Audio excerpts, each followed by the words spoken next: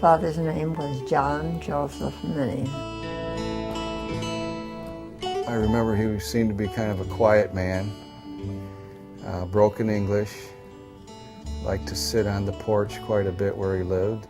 He was a good-natured guy, but he wasn't a guy that you could really get close to. I mean, he stood his own distance. That's the German. He was kind of a heavy-set man. He had hair at one time, but then he lost it. He was bald on top. Very stern-looking. And he liked a good time, and he liked music, and he liked babies. He loved,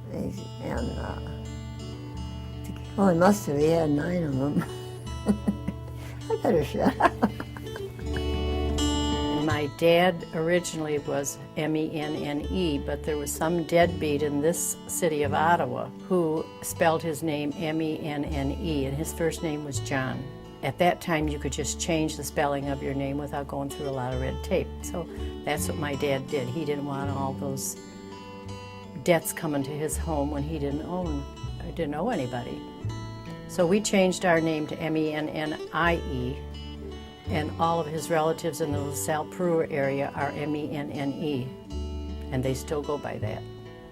My dad was an engineer for the Rock Island Railroad. Well, he started working the railroad when he was about 16 years old, and he started around in Peru and LaSalle. He was a young guy, and he got shipped from one place to the other. And he started out as a fireman, and he ended up as an engineer. He went from town to town, and we never knew when he was going to be home. Sometimes we didn't see him for 2 weeks at a time, and then we'd come home and he'd be there, but he had worked all night, and so he'd be in bed, and when we'd come home he'd wake up, but then when we'd come home from school again, well, he'd be gone. I mean, he was just that busy all the time. The railroad tracks ran right behind our house in Ottawa, and he used to switch back there.